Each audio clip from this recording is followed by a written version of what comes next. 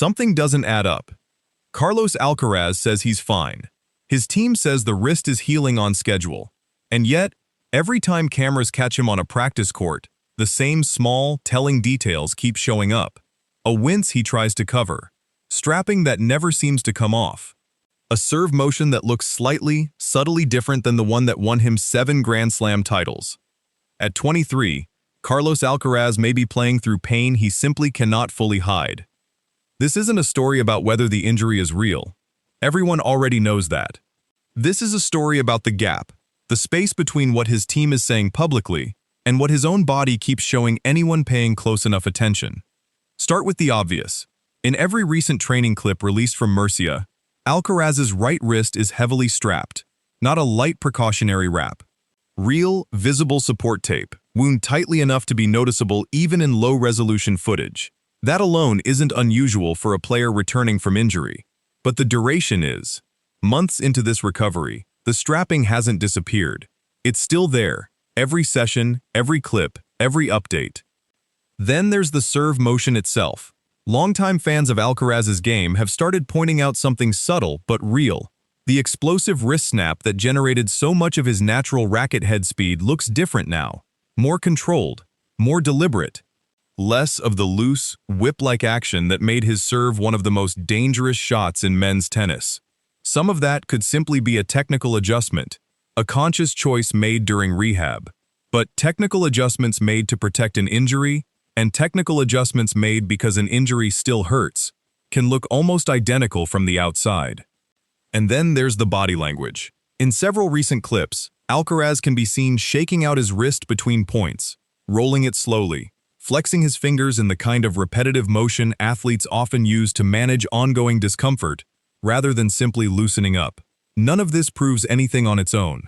Athletes do these things for all kinds of reasons, but stacked together, over months, the pattern becomes harder to dismiss as nothing. Here's what makes this genuinely complicated, though. Playing through pain in professional sport doesn't automatically mean something has gone wrong. Elite athletes manage low-level discomfort constantly. Soreness, stiffness, the ordinary wear of a body pushed to its physical limits, week after week. The question was never whether Alcaraz feels completely, perfectly normal right now. Very few athletes at his level ever do, healthy or not. The real question is whether what he's currently managing is ordinary discomfort or whether it's the same underlying wrist problem that cost him 5 months of his season, still lingering beneath the surface of a recovery that's been publicly described as smooth and on schedule. Those are two very different situations, and from the outside, they can look almost identical. Alcaraz's team has been consistent in their messaging. Cautious, encouraging, no fresh setback, no reason for alarm. Reports from people close to the situation have echoed that same message. And there's real reason to take that seriously. His camp has already shown, throughout this entire ordeal, that they're willing to sacrifice tournaments rather than rush him back prematurely. A team that cautious about the calendar seems unlikely to suddenly downplay a genuine setback just for the sake of appearances. But there's another pressure sitting underneath all of this that rarely gets discussed directly. Optics matter in professional sport, especially for a player at Alcaraz's level. Sponsors want to see him competing. Tournaments want confirmation he's coming. Fans want reassurance after months of silence. Every additional week without a clear timeline invites more speculation, more pressure, more headlines questioning whether something worse is being hidden. In that environment, there's a real incentive for any team to present a recovery as smoother and more linear than it actually feels from the inside.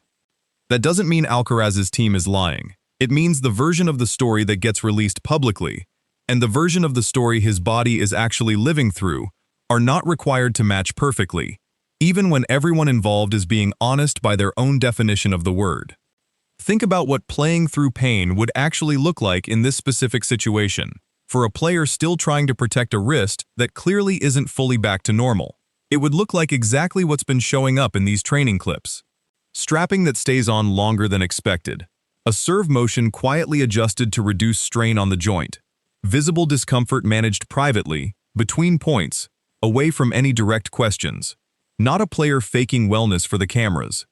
A player genuinely trying to compete at the highest level possible, while still working around a body that hasn't fully cooperated yet. That's a very different picture than either extreme fans have been debating. It's not proof that the recovery has failed. It's also not proof that everything is completely fine. It's the far messier, far more realistic middle ground that professional athletes actually live in far more often than public statements usually admit. There's also a psychological layer worth considering here. Alcaraz has always played with total physical freedom. No hesitation, no visible calculation before committing to a shot. If some part of his attention is now quietly monitoring the wrist, even subconsciously, even during low-pressure training sessions, that alone could explain some of what's showing up on camera. Not full-blown pain necessarily, just awareness. The kind of low-level, constant self-monitoring that happens automatically after any injury serious enough to sideline a player for months, regardless of how well the joint has actually healed. That distinction matters enormously heading into the US Open. A player managing ordinary post-injury caution can typically compete at closer to full capacity once real match adrenaline takes over. A player still managing genuine unresolved pain usually cannot, no matter how much adrenaline is involved. Right now, from the outside, it's genuinely difficult to know for certain which version of Alcaraz is training in Murcia.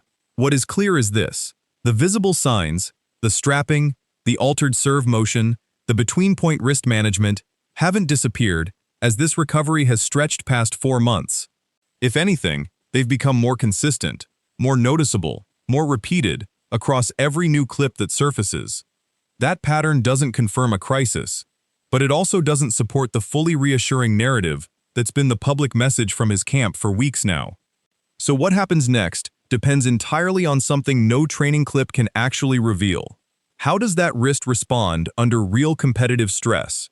Not controlled hitting, not measured practice sessions, but the unpredictable, split-second decisions of an actual tournament match. Nobody outside Alcaraz's inner circle knows that answer yet. Not with certainty. Possibly not even Alcaraz himself. At 23, with 7 Grand Slam titles and a career Grand Slam already completed, Carlos Alcaraz has nothing left to prove by returning before he's genuinely ready. But every visible sign from his recent training suggests a player who isn't waiting for perfect anymore. He's preparing to compete with whatever version of his wrist he currently has, strapped, carefully managed, and not entirely pain-free, no matter what the official updates continue to say. Tell us in the comments whether you think Alcaraz is genuinely healthy right now, or quietly playing through more than his team is letting on. Subscribe to the channel for more tennis stories where what's said publicly is only half the picture. Because sometimes the real story is written in the small details nobody's supposed to notice.